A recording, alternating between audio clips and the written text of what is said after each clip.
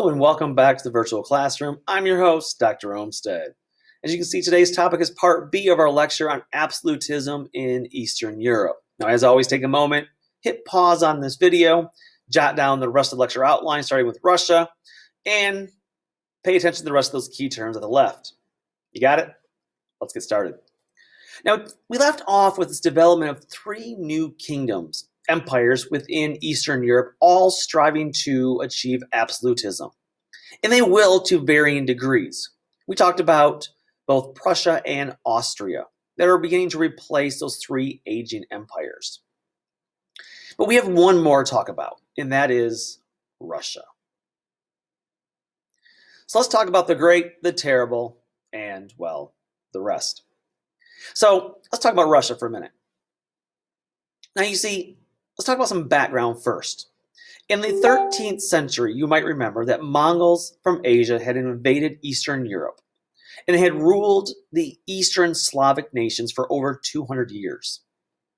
Now, under authoritarian Mongol rule, led by the Mongol Khan, there left a legacy of ruthless leadership that will continue in Russia for centuries to come. And so you can make an argument that one of the reasons why Russia develops the way it did was thanks to the Mongols. Due to their ruthless rule, there was left a 200-year legacy of authoritarian, dictator, ruthless, warfare that will essentially define Russia in the next 300 years to the modern day. Now, eventually, though, the princes of Moscow, who had served the Khan, began to consolidate their power, and as the Khan dynasty, abates, they will eventually replace the Mongol power. Now, one of the first to finally do so in 1442 is Ivan III, also known as Ivan the Great. So in 1480, he is going to finally end Mongol domination. You see, he comes around in 1442, but by 1480, he has ended Mongol domination. And he establishes himself as the hereditary ruler. Now, why is this time frame significant? Not only is the Mongols in great decline, but this is the response to the fall of the Byzantine Empire. And his desire was to make Moscow the new center of the Orthodox Church, i.e., the Third Rome. So under Ivan the Great, Ivan III there, he became the Tsar, who became the head of the church. He would bring in Greek scholars, craftsmen, architects, artists to try to create the idea of a Third Rome. But the Tsar claimed absolute power deriving from divine right. No similarity here. Now, the downside was, much like the rest of Eastern Europe, there is a strong noble class. And Ivan's going to struggle with the Russian boyars for power. Now, again, the boyars are your nobles in Russia. So eventually the boyars' political influence will decrease. But they will begin controlling their peasants, much like we saw in Prussia. So as a way to shore up his own power and deal with the Russian boyars, he will eventually allow the boyars' political influence to decrease by giving them more economic authority over the peasants and ultimately serfs. Now, he's replaced in 1533 by Ivan IV, aka Ivan the Terrible. I mean, seriously, look at the guy. Let's just take one look at him and say this is not going to be good. Now, he's the grandson of Ivan III, and he'll actually be the first to officially take the title of Tsar, which, by the way, translation is Caesar. Again, that's kind of that idea, to import that Greek ideas. He did marry a Romanov, which will become incredibly important later, though his wife will be a Romanov of the Romanov family. Now, he is completely bent on territorial expansion. So he's going to control the Black Sea region. He's going to gain huge territories in the Far East and also territories in the Baltic region. He will encourage trade with England and the Netherlands. So he's successful early on. He creates new trade. He's building Russia to make it great. Unfortunately, he also fought unsuccessful wars for 25 years against Poland and Lithuania. As a result of this, he's going to deplete his coffers. The military obligations will affect both nobles and peasants, will undermine his power, and they'll leave much of Central Europe depopulated. The response? Increased serfdom. Again, why increase serfdom? Because it gave a chance to reduce the power of the boyars, those nobles in Russia. And if the boyars tried to rebel or challenge his authority, they would be executed. And then things got worse for the boyars. Ivan blamed the boyars for his wife's death, and thus he became increasingly cruel and demented, randomly, arbitrarily just executing boyars. Following Ivan's death in 1584, there would be a period of famine. This is known as the Time of Troubles. There was a power struggle for war. And the question remained was, would the Tsar lineage continue? Or would Russia fall into civil war? And again, this is a period of, you almost say like a warring states period, a civil war is brewing. But in this case, this is a result of Ivan the Terrible, Ivan IV's rule. He has severely depopulated. He had severely come unhinged by executing nobles and the boyars, and as a result of 25 years of warfare in Poland and Lithuania. And not to mention the re-entrenchment of the serfs. There's also a new group at play here causing problems for the Tsar system, and that was the Cossacks. The Cossacks, that's Cossacks, they were free groups who had moved west. They then traveled north and began massacring both nobles and officials. And they began to create this turmoil from the inside. From the outside, both Sweden and Poland invaded and actually conquered Moscow. Now, in response, the nobles elect Ivan's grandnephew as the hereditary Tsar and cement what is known as the Romanov dynasty. And so, beginning in 1613, again, so you have this like 20-year period, almost 30-year period of kind of warfare. But in 1613, the nobles, as a way to try to, shore up the power, stem the bleeding, and get rid of all this warfare, they will nominate his nephew. And we see the ascent of Michael Romanov in 1613. And the Romanov family will continue to rule Russia from 1613 all the way to the Russian Revolution of 1917. Now, Michael Romanov, he favored the nobles here, the boyars. Why? Because he needed their support to maintain his rule early on. So how do you make the nobles happy here? Well, he reduced the military obligations significantly. And yet he still was able to expand the Russian Empire all the way to the Pacific Ocean, the Far East. So he kind of left Europe alone for a while and focused out east to make sure he could have that trade route to the Pacific Ocean. So he's able to territorially expand, but yet reduce the noble obligation to war. So if they reduce the nobles' exemptions to war, or nobles able to exempt from war, this means that the burden falls on the peasants. And therefore, the rights of peasants severely decline under Michael Romanov. Now, the old believers of the Orthodox Church resisted this influx of new religious sects from the West. So we have a religious issue now. So we have the Orthodox Church, which essentially is still Catholic. It's Eastern Orthodox, but it's Catholic tradition.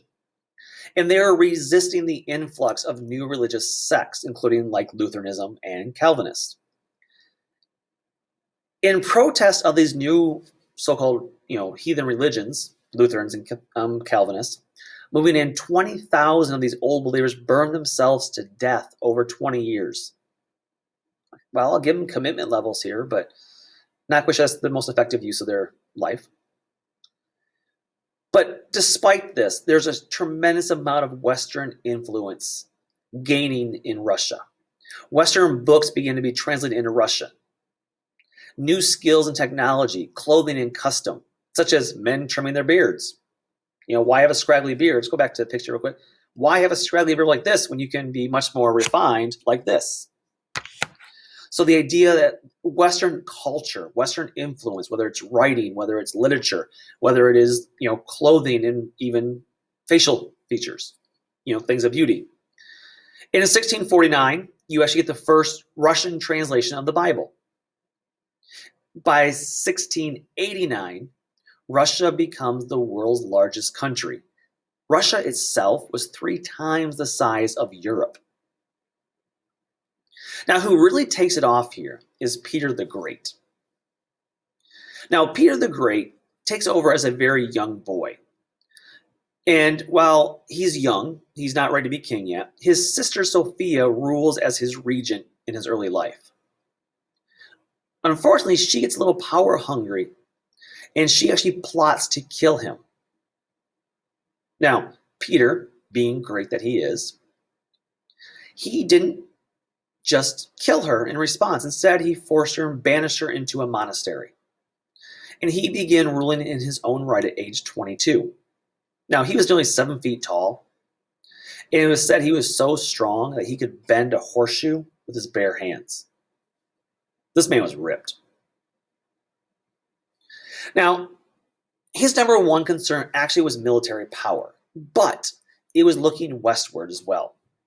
And so each Russian village was required to send recruits to the Russian army for a 25-year enlistment. 75% of the national budget went to military aid by the end of his reign. The Royal Army consisted of over 200,000 men, plus an additional 100,000 special forces of Cossacks and foreigners. Also built a huge navy on the Baltic. Now, big surprise, there's going to be a lot of warfare in his life.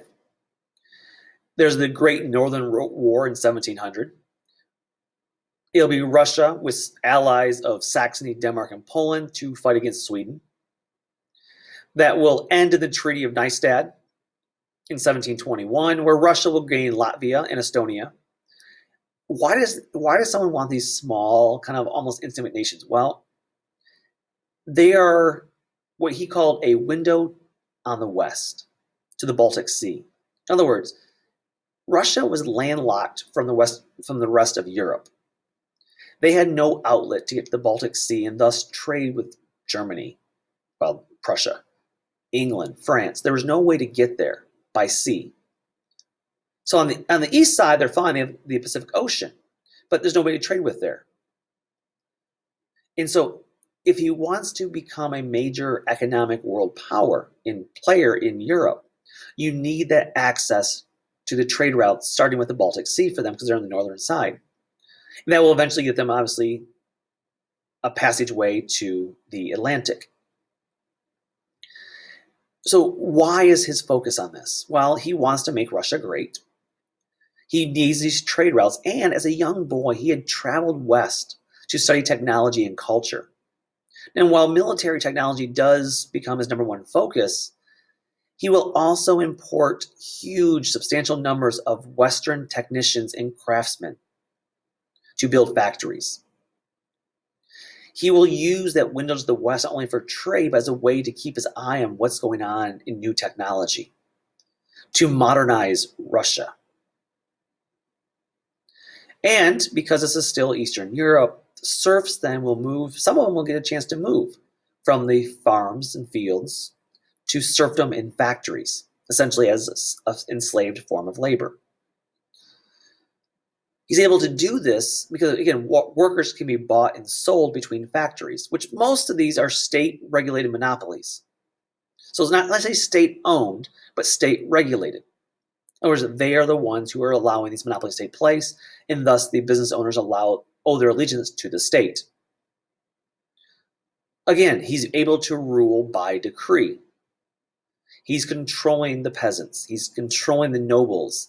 He's controlling the towns with these 25-year enlistments to the army. He's granting these state monopolies on industries, which helps him control the noble class who own these factories, and in return gives them the ability to buy and sell serfs, which again makes him an absolutist, despite having a powerful nobility.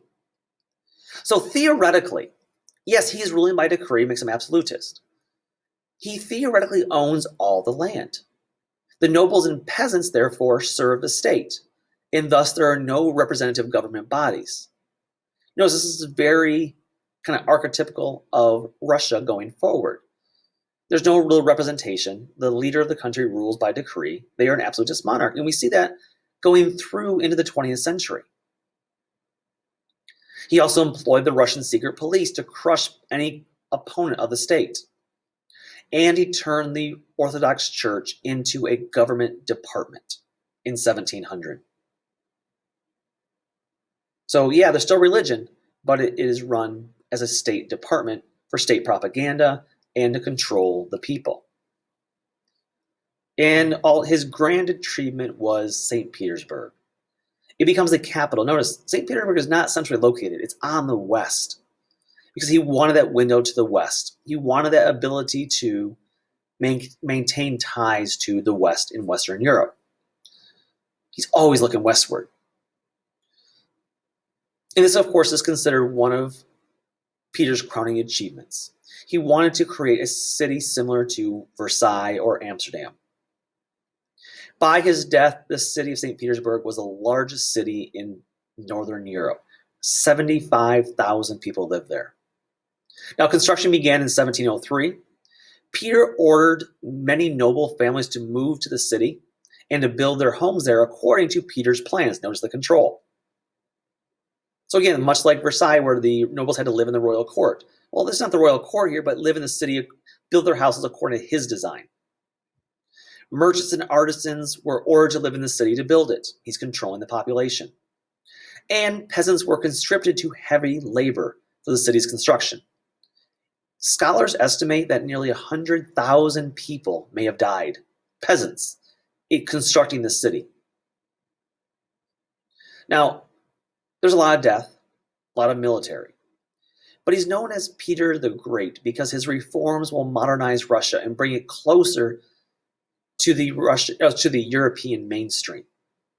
He modernizes the military, he modernizes and makes an efficient state bureaucracy, he controls the religion, and thus makes Russia an empire for really the first time in history. I think it's a good place to stop. We have 3 new empires in the East, and we'll come back and talk about the other big changes going on in our next lecture. But until next time, take care, and bye-bye.